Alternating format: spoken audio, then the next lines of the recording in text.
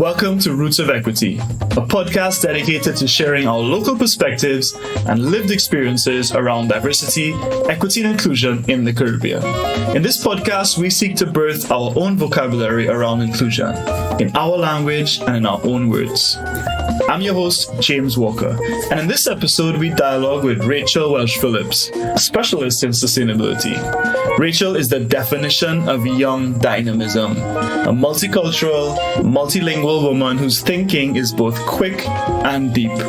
Journey with us from Caracas to London to Trinidad as we explore the intricacies and complications of race and ethnicity in the workplace in the Caribbean. Welcome back to the podcast. This is your host, James Walker, Roots of Equity podcast, and I am here today with Rachel Welch-Phillips, who's super excited because the conversation today is maybe one I would describe as tricky to have in the Caribbean, I feel, around race and ethnicity. But we also want to dive into Rachel's experiences with employee resource groups, or sometimes they call affinity groups or networks. And she's done that work out in the UK, and I did something similar. So I'm really keen to talk about that and how we embed diversity among staff and really generating excitement around staff to take up the mantle themselves. But anyway, Rachel, can you just introduce yourself to our audience? Absolutely. My name is Rachel Welch-Phillips. I'm an attorney at law in Trinidad, and I'm also a solicitor of England and Wales. I started my career in the UK, where I spent 6 years working at a law firm before coming back to Trinidad. And in fact, that move is very, very tied to diversity and inclusion. I moved when I had my daughter because I did not want my daughter being raised in an environment where she was singled out for the color of her skin. All right, that's interesting. So you were weighing up your options, or maybe you were weighing up the impact of staying in the UK. And because this is an audio-only podcast, maybe you could describe what the ethnicity complication of living in the UK for your daughter. Absolutely. Well, I identify as a Black woman. I'm married to a man who identifies as a Black man. And our children are both identified by society, as well as we are raising them to self-identify as Black. Now, we do have mixes involved. I am of a lighter color, dark skin than other people who I share an ethnicity with. And my daughter is closer to my skin tone than she is to my husband's, who is a darker skin tone than mine. So we are a mixed Black family. But the reality is, the way you see the world changes when you have a child. And I was very happy in London. I cannot complain about my career trajectory there, any achievements that were made open to me. But I had to sit and ask myself, where do I want to raise my child? You know, those young years are very, very crucial to self-esteem, confidence, and any perceived glass ceiling over a child's head will affect them for life. And I didn't want color of my child's skin to be a glass ceiling that she then had to work to overcome for the rest of her life. So what makes it different about being in Trinidad? Is it merely the fact that there are more Black people in Trinidad, or what is different about Trinidad versus the UK?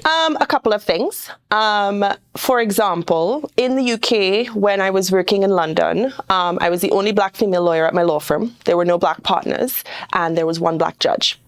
My daughter, if she were to look at that profession here in Trinidad, would see something completely different. She could see herself represented in a profession she was interested in and in the world around her, right? As we like to say, you know, both the judges and the criminals can be Black, right? That isn't something that she would view as an inhibition on her ability to succeed. I've always found that, for me, the role models growing up were a lot of Black people, also Indo-Trinidadians as well, but the people who I most admired Trinidadian-wise were Brian Lara and Dwight as a kid growing up. And so I didn't really realize until I went to the US that my heroes were Black. And I feel that had a impression on me when in the US space and having conversations. And you've lived in the US as well, you studied in the US. So I'd be keen to understand maybe how that played into the way in which you see the opportunity space for you and your family. Yeah, I think a lot of the discussion around race and ethnicity has to center on culture. So I've lived in many different countries. I was born in Trinidad. I was raised in Venezuela for 10 years. I then moved to the US for my undergrad degree, during which I did a study abroad in Brazil for 9 months before then graduating in the US and moving to the UK. Now, every one of those countries had a completely different understanding of even what I was racially and ethnically, how I was treated, the category I was placed in, and the implications of that for me within that society. Whether, the concept of mixed race isn't one that's widely used in the United States, but it is widely used in the UK, and it is widely used in Brazil. And so therefore, how I was treated in those societies was different to how you were treated if you were considered black. Now, I've always considered myself black. I'd never considered myself mixed race because I grew up in Venezuela where there was no real concept of mixed race if you had as many black features as I have. Curly hair, darker skin than most what they call mestizos or morenos in Latin America, who still tend to have a Native American mix in them that reduces the propensity for the black ethno representation to be very visual. The US, the culture, the history of racial discussions is so different to where I identify as being from, which is Trinidad, right? The history of slavery there is a lot more recent. The remnants of the struggle, the civil rights movement, that's amongst people who are still alive. And so the cultural implications of discussions around race, I just couldn't relate to. And I remember I got to university and people were confused as to what to do with me. I was in Middlebury, Vermont, which is not particularly diverse racially. It's one of the whitest states in the country, but people weren't really sure what bucket to put me in because I looked black, but I also looked a little Dominican, and then I spoke Spanish, and then I also, so how I was treated really depended on how I was perceived, and different groups perceived me very differently. The UK was different. There's a lot more nuance to how race is perceived. You can be mixed race of many different categories, and they treat you differently based on the category they're perceiving of your mix. So again, I believe that I have benefited very strongly from the very close roots I have to Trinidad, despite having moved around a lot. My parents kept me very grounded in our culture, and that's why it was so important for me to bring my child back here. And I now have 2. I want to talk a little bit about your work in the UK in your law firm, because I understand you would have set up one of these networks. Can you just tell people what these networks are, why they're around, and why you chose to set that up? So employee resource groups, or ERGs, or whatever you term them, they're really just groups that are centered around a common interest, right? Some are religious, some are based on another diversity category, but they often center around the need for better representation. So they often center around being poorly represented or disproportionately represented. Now, when I speak to proportionality is very important because the demands you put in an organization have to reflect the society it's in. So, as an employee resource group for racial ethnicity makeup of the firm, we were advocating for better representation of the city we served, which was the City of London. So, if London is 8% black, we should see that represented in our leadership, in our management, in our staff. I didn't go into the law firm intending to start anything, right? That really wasn't, I went in as a trainee solicitor, which is literally the bottom of the barrel in the legal profession. You're there to literally grind, late nights, long hours, earn your stripes. And that's what I was doing. But I couldn't help but notice a certain amount of tokenization of my differences, right? I was needed at a lot of pitches that I actually had no technical legal involvement in. I was asked to be the face of things, and part of that is, I'm not going to say that is entirely because of my physical appearance. I also am a ready volunteer for things. So people knew they could call on me and I'd probably say yes. And I'm not afraid of public speaking. I'm happy to do podcasts. I'm happy to do videos, whatever it was. I just became a bit of this poster child. And I started to realize how what was being portrayed wasn't the reality of what was in the building. I was the only black female lawyer when I joined. 6 years later, I was the only black female lawyer when I left. That to me was problematic because, I could have ignored the feeling of tokenization if it wasn't substantiated, but it really was. And I thought, I need to do something about this. And not just for black female lawyers, but for everyone at the firm who is feeling underrepresented because of their racial makeup. So that's how I came up with Embrace. Embrace by the nature of its meaning, it was about just bringing people together, not on the basis of being a minority ethnic group in the UK, but on the basis that as minorities, we want to integrate better with those who don't consider themselves a minority, because that was part of the problem. There were complaints when we started the group and we were getting sort of testimonial feedback on experiences. We were hearing a lot of just this feeling of being different, this feeling of being an outsider, feeling like others couldn't relate to you because you had such a different cultural heritage experience. We wanted to change that. We wanted to make it more relatable for staff to interact regardless of cultural difference and feel comfortable talking about their cultural differences at work. So we put the group together as a celebration of difference, a celebration of culture, a celebration of race, to both raise awareness and education, because unfortunately a lot of English schools, most English schools in the public English system, do not teach world history as you may hope. So, I would speak to white English people who didn't really understand how Black people ended up in the Caribbean or the role of the British in that transatlantic slave trade. That's hard to believe. Not taught. Well, it's not taught, right? So yeah, which is wild.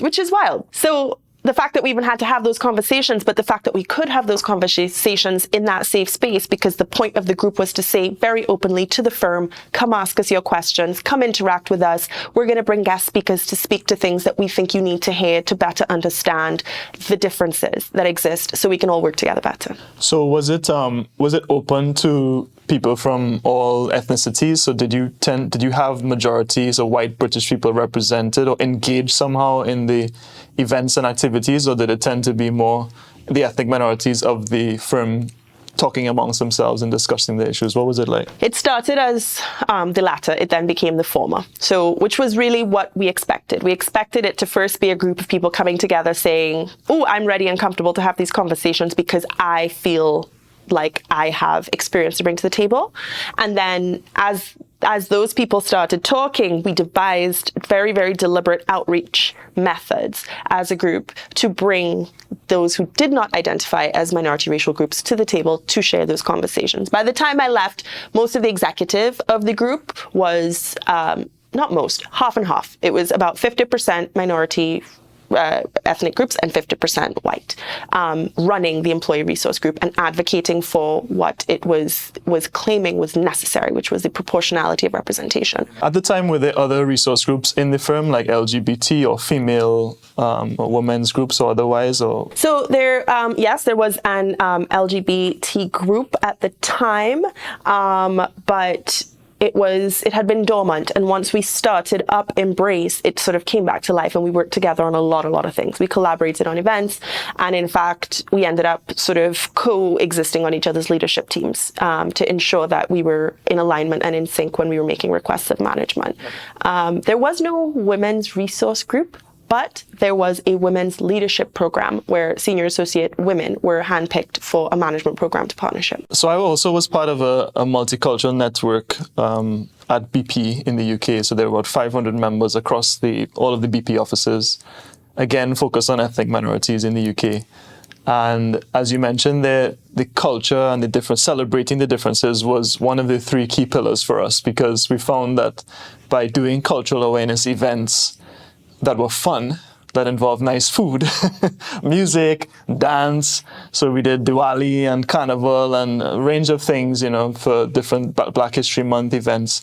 And that allowed people to step into that space in a non-threatening way, because, okay, I'm coming and I'm eating jollof rice and nice meats and stuff like that. Oh, and then I have this idea of what BP's doing in Africa, and okay, that speaks to me too from a professional lens. Oh, and by the way, we have Black people in this organization, that you need to be aware of. So there were ways in which we tried to have a soft entry into it. So I'm interested to kind of hear, well, what are the activities of the group that really helped build that reputation within the firm that, this is something that really can contribute in a positive way to the operations of the firm? Well, we did a lot of what you're describing there in terms of the events. But one of the challenges I had, and I'd love to hear from you if you had this challenge as well, was that we struggled to notice improvement. You know, we would get engagement at events and we would get people coming, but then we wouldn't see improvements in the proportionate representation of these ethnic groups in recruitment, right? So we were starting to see slowly but surely that there was more conversation around race, more comfortable conversation around race, more engagement on the subject, both socially and professionally. But then, as I said, I came in as the only Black female lawyer and I left as the only Black female lawyer. That disheartened me a lot, and it made me feel like I maybe focused too much on the fun and didn't put enough pressure on systemic change that would last beyond my departure. So law firms are going to these law programs at universities and presumably recruiting, or maybe at least they're open to people applying from these universities. So was it that the representation of the graduating students also was poor and that led to that outcome? Or was it that this firm in particular, or some firms in particular, just are not, maybe they're focusing on different universities at different levels where that representation is poorer? How far does it track back, if you will? I think unfortunately quite far. I used to participate in this program called Lawyers in Schools, and we used to go to schools in Lambeth, which is a part of South London that's predominantly Black in its ethnic makeup. And I would go and just talk about being a lawyer and tell them what it's like. And they had these little handbooks we used to give them talking about different areas of law and just really exposing them to the profession. And after one of those sessions, in fact, it was my first session that I ever did, a girl came up to me and she said, I didn't know Black women could be lawyers, you know, and this girl would have been about 13 years old. That shocked me, right? That it shocked me that, you know, that's the truth. There's a lack of exposure to certain professions in schools, in certain areas, right? And where you don't have the direct personal network to open the door to these opportunities to you, and then the schools don't open the doors to the opportunities to you, that's a pipeline problem, right? So all the blame can't be placed on the firms at the recruitment stage if it is that the rest of our institutions aren't opening the eyes of our youth to what is available to them. But, you know, is society really incentivized to tell young Black children to become lawyers? I'm not sure. I think these networks, well, I certainly had a great experience in these networks. It also helped me personally because I was able to meet a lot of people. We had an executive sponsor who was one of the executive team on the BP Global team, and that was great for me from personally in my career. And also there was this thing called the Network of Networks, which were all of the different race and ethnicity groups across all these different companies. Morgan Stanley and Citi and Deloitte and stuff came together. Tinon, yeah. Love Tinon. Mm-hmm. And I met so many wonderful people from that network as well. So it was really powerful there. But my question is, could this be powerful in Trinidad or in the Caribbean? And not necessarily a race group or ethnicity, but maybe. That's still an open question. But any employee group or any affinity group, does that have a place here? Can you see benefit to that here? I certainly could see benefit, but I could also see a lot of downside, right? I think it's a very, very tricky question, and a lot of it will be dependent on the corporate culture of the place that you're proposing to start it. I think we just need to call a spade a spade. The problem we have in the Caribbean is that we can't talk about, or we don't talk about LGBT issues at work, right? We don't have open professional dialogue like we do in London around, you know, what it's like bringing your whole self to work and what that means when you identify as part of that group. There are many reasons for that, and one of the reasons why I find it so hard to answer that question is because sometimes identifying as part of that community is actually a danger. So, you know, you have to weigh those risks, and we have some incredibly brave advocates in our region who are really sort of raising the flag for the issues that really pertain to that group and are of incredible importance. But we do then see the ways that they suffer as a result, right? We see how society can treat them as a result of them identifying and advocating for these rights. That to me is the biggest diversity problem facing the Caribbean, because the rest we're willing to talk about. The race questions in Trinidad, at least, are quite politicized, right? So there's this concept of, oh, we're all well and good, the races are all well and good, our problems are really socioeconomic problems rather than problems that divide us because of race until election season, right? And then it kind of takes the racial issue out of the workplace and places it more in the democratic space, right? But when it comes to gender, That's something we talk about all the time in the workplace, right? Diversity and inclusion in this region. When you say those words, people think women, and they're very comfortable thinking women. And I think there's two reasons for that. One is because the conversation has been ongoing for quite some time, but two, because we're not the worst at it. I'm a finance lawyer by training, and I worked in finance in London for 6 years. And while I was there, I was often the only woman in the room when it came to finance lawyers, often the only woman in the room when it came to client meetings. Who I was dealing with was predominantly the white man. Right? Coming back to Trinidad, dealing with GCs in the banks, I'm dealing with multi-ethnic women, predominantly. In fact, I think there's a minority of men in that category of general counsels of banks, right? We're not a data strong region, which I think is bad for us on many levels, but also because it doesn't shine a light on what we're actually doing quite well. And I'm not saying that across the board we've hit sort of gender perfection, but I do think it's important to sit back and recognize that actually some strides have been made here that the global north just have not been able to achieve, right? At the same levels and at the same speed that we have. And I think that our ability to give corporate space to women exceeds a lot of what I've seen in other countries. I definitely agree that the LGBT conversations are not happening. The women's conversations are much more likely to happen. But I disagree that the race and ethnicity conversations are happening but also ties a bit back to the data as well. I'm not sure that there are many people who are clearly pointing out that on boards and on executive teams of the largest corporations and organizations in Trinidad that they aren't necessarily, and it ties back to your point about representing the society in which you live, that we're necessarily representing all of the racial diversity that is in the country. I mean, certainly for some, I can point to certain companies, and I'm obviously just looking at it on a face value visual. I'm judging these people's races or ethnicities. Yes, I understand. But I can look through a Who's Who magazine of Trinidad, and I can see some companies where I see a lot of representation, and I can look at others that I don't.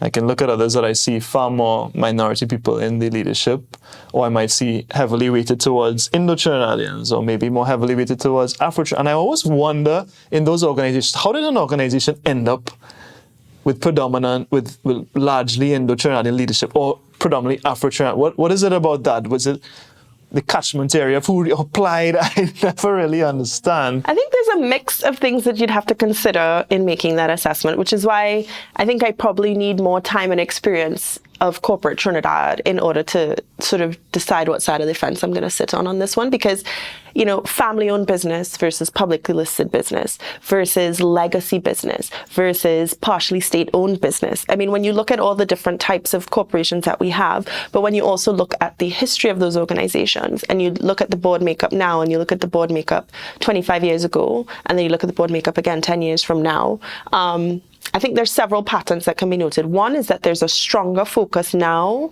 than ever before, I would argue, on corporate governance and what good practice in corporate governance looks like. I think that's a learning curve that we're still all on, because I think we've been small enough and contained enough in terms of the sectors that we dabble in and the international exposures that we haven't really had to turn our minds to it. But as the world got more and more globalized, we became under more scrutiny, and we have to start looking at how we do what we do. So board composition is one of those things that is being raised to the fore, and you have institutes like the Caribbean Corporate Governance Institute that is really trying to raise awareness on what best practice looks like there. The other thing is that, when you talk about proportionate representation in a country like Trinidad that has 40-something odd percent Afro-Trinidadian, 40-something odd percent Indo-Trinidadian, and then a mix of diversity in the remaining 15 to 20%, it would be sort of making perfection the enemy of the good to expect corporates to have that precise balance. Partially because it would be quite disadvantageous to that minority mixed group, but also because it would then lend to the question, as you say, of who's what then when you're looking at that proportion. And that's a problem that we have that's quite unique in that our mix is quite unique. And we don't identify our categories as clear cut as, for example, the United States, where the one drop rule still applies in many circumstances. You're black, if you have anything that looks black in you.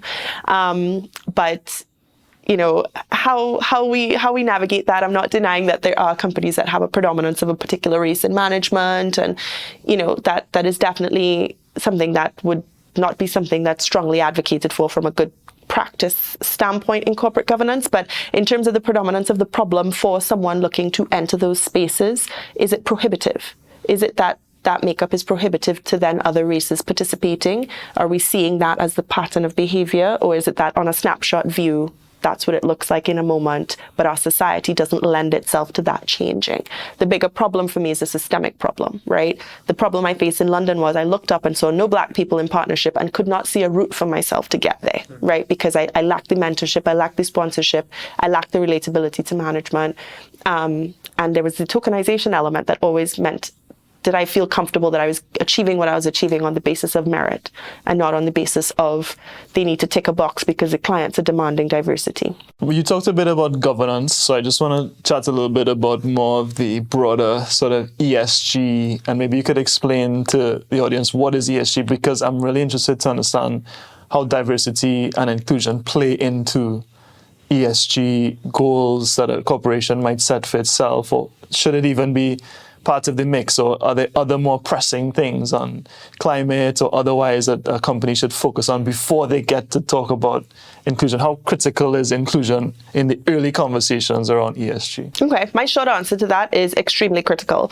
And as an ESG practitioner in this space, I have not yet made a recommendation to a company that didn't include some element of diversity and inclusion in it. Now, to your point, what is ESG? ESG is literally this: a company coming to terms with what its impact is on people and the planet, full stop. How do we make money and how does it impact the planet for us to do that? How do we make money and how does it impact people for us to do that? The people element is really where you're hitting on the D&I.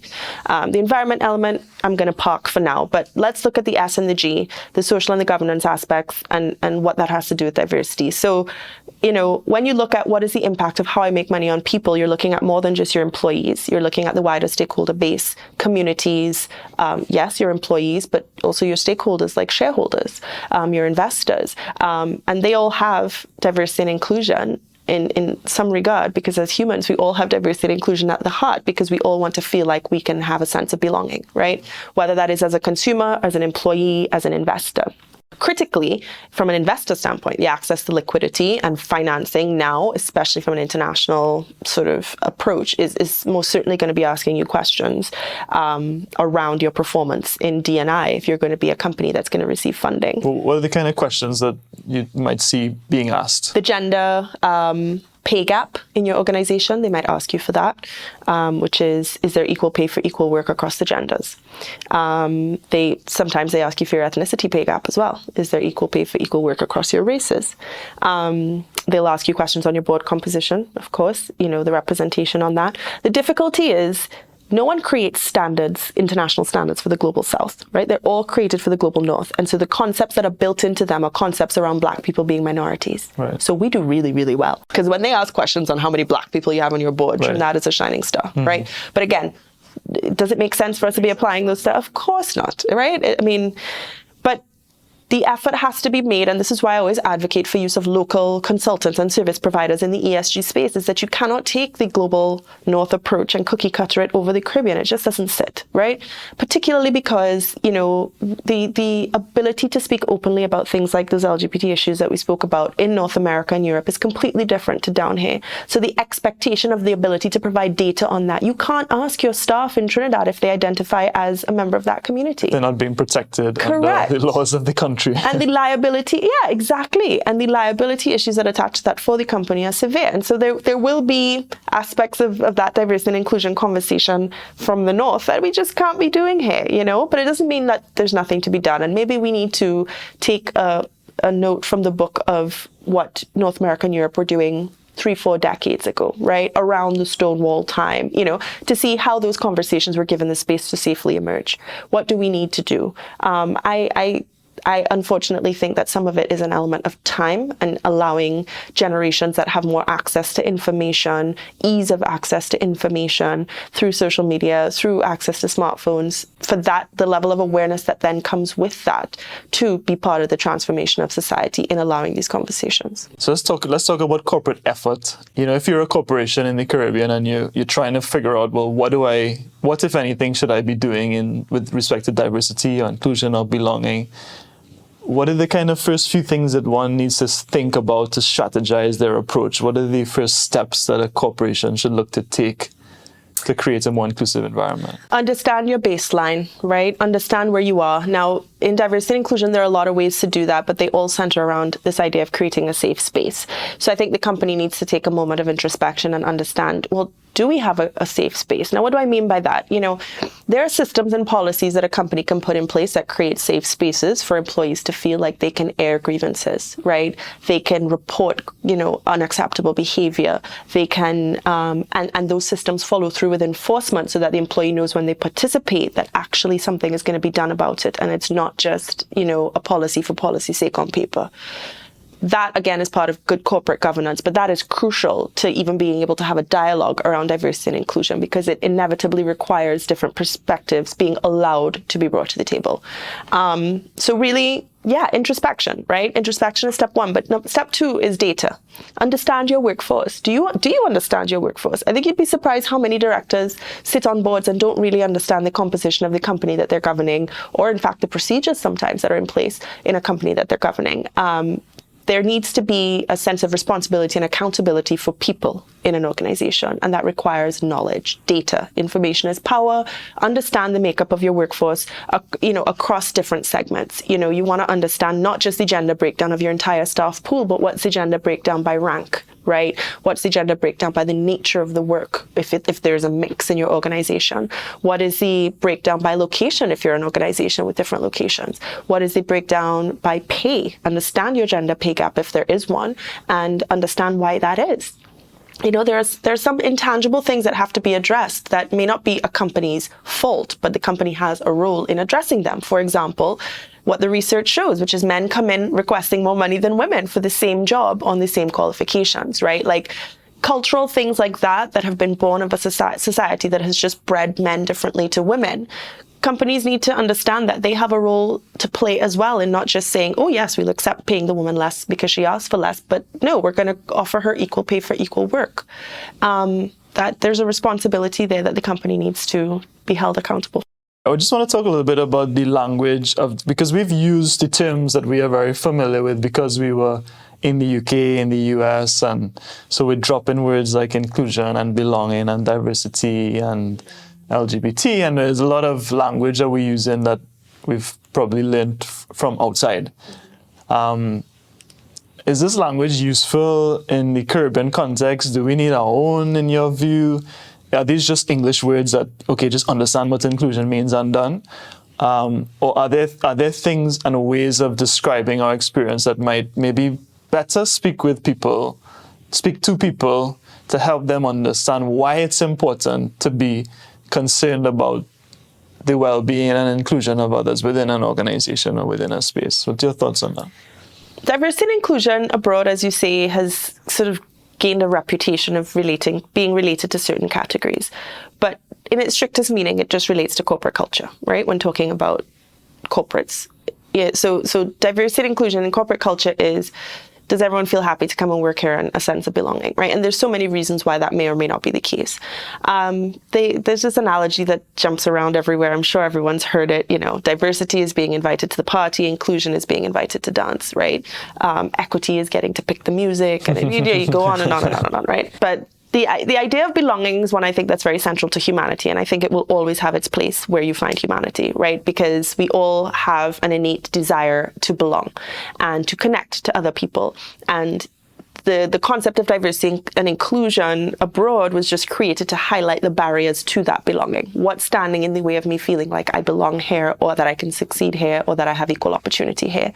In Trinidad, what that list looks like will be a little bit different, but there's most certainly a place for it, but I feel like we talk more comfortably around things like corporate culture than we do diversity and inclusion, but it doesn't necessarily mean they're different things. And I think there's a lot of corporate effort and attention on culture of a workplace, right? Especially in the larger corporates, you know, you look at that, like the oil and gas sector is a perfect example. The culture around health, safety, and environment involves inevitably this looking out for each other concept, right? So you build that into the culture of what you do for safety reasons, but it has wider implications, right?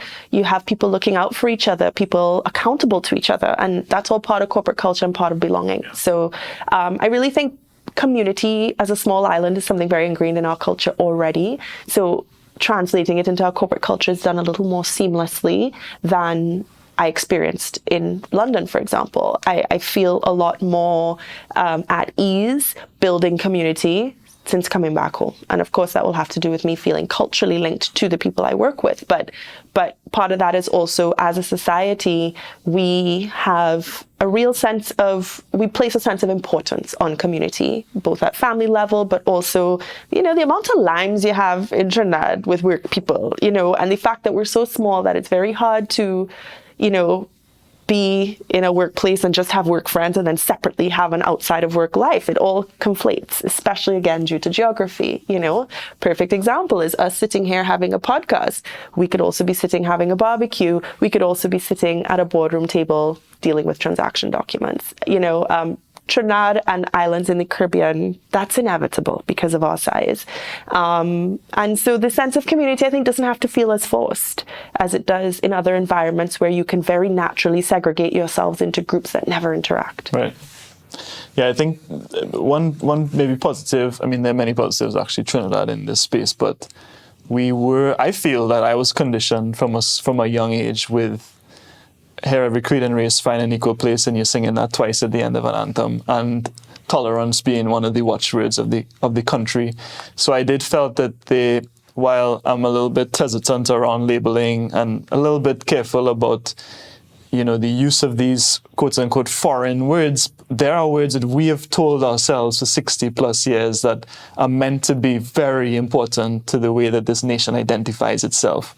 And so I think that I kind of feel it's in us a little bit. And when I was in the UK and I was looking at the membership of the same network of networks and in BP, I found a lot of Trinidadians who were in leadership positions in these employee groups in companies around the UK.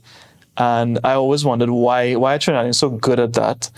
And I kind of felt, and I still feel, that Trinidadians know what it is like to be included. And they know what it is like to be excluded. And we have an innate sense of inclusion. Even if we don't act it out every time, if we don't live by it in all realms, we have a sense of what it feels personally, what includes from a history of hundreds of years of exclusion in pretty dramatic and violent ways. But there's a sense of what that actually means and what we could do about it. And I also think that there's a great, we can celebrate a lot of the things that Trinidad does well in inclusion, I feel, as well. Definitely. And I think a lot of it starts in our education system, right? My daughter's coming home now and every day it's Shub Diwali, Mummy, Shub Diwali. She would not have been saying that if I had kept her in London, right? She just wouldn't be as aware of it, right?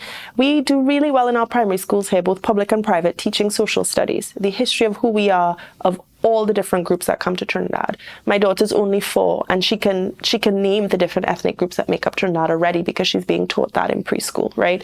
The emphasis that we put on that tolerance is not just a societal one, it's an educational one, and that as a result breeds in us, I think tolerance, the basis of tolerance is information as well, right? Understanding. The more I know about you, the more I will be able to relate to you, the more I will sympathize, empathize, the more I feel like I can talk to you with ease because I understand the position you're coming from. The biggest gap creator in feeling community is misunderstandings, right? Misunderstandings, lack of information, ignorance, prejudice, all of these things are born of a lack of information. Trinidad does really well at feeding that information.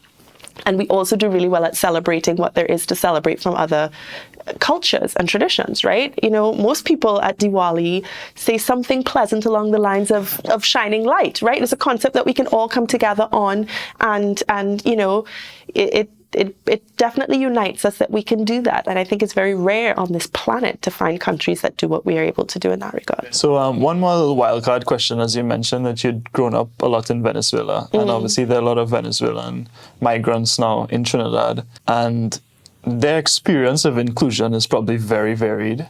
Some who not paid well or not treated properly, who don't have access to education for their kids, don't have documentation that really validates their humanity. As much as we might be inclusive in other areas, that's one big concern for me, that we're being very exclusionary of this group of people who are in a sticky situation because of the So I'm just kind of interested from your perspective of having grown up there. How do you feel Trinis are doing in that measure, and what can we do better? It breaks my heart, like very, very genuinely breaks my heart. The horror stories I hear, what I see, the keyboard warriors on the Facebook sort of comments. And so, I mean, it has truly brought out what I think to be some of the worst in Trinidadian culture and behavior. I maintain that, again, it stems from a lack of information. Why am I able to sympathize, empathize, and want to help, and fellow Trinis are not? I know Venezuela like the back of my hand. I understand the culture. I understand the people. I know what makes it beautiful. I can relate. I can speak their language. I can, there's so much power in understanding what it feels like to be in someone else's shoes. I was in Trinidad, watching what was happening in Venezuela and understanding what it felt like to be in that position, the desperation. I lived in Venezuela from 1999 to 2008, which was the most intense period of the socialist revolution at the time. Scarcities of food, a lot of violence. I know what it feels like to be there, and watching people run from it makes sense to me. And where do you go? You go wherever you can go to survive, right? You go wherever you can go to have even the smallest inkling of hope, because home, where you really, really want to be, because trust me, they don't want to be here. They would love to be home, but home is a death sentence for many, many people. And so not understanding that to its fullest extent is what allows people to treat them with such exploitation. They see them as just an opportunity for personal gain. Oh, I'll have him come and clean my yard and I'll kick him out and won't pay him. That happens all the time. But it's because our generation of Trinidadians hasn't had to experience the hardship of some of our generations gone. And I think if the generations gone could see how some of us are treating those in need right now, they would be turning in their graves. Rachel, we covered a lot of ground across a lot of countries now. Also a lot of topics. We did race, ethnicity, went gender, we went all over the place, Inclusion, which is great. Love it. Inclusion, everything. So Rachel, I just really want to thank you. I really appreciate you spending time with us on the Roots of Equity podcast. It has been a great pleasure. Thank you for the invitation. Great. Thank you so much.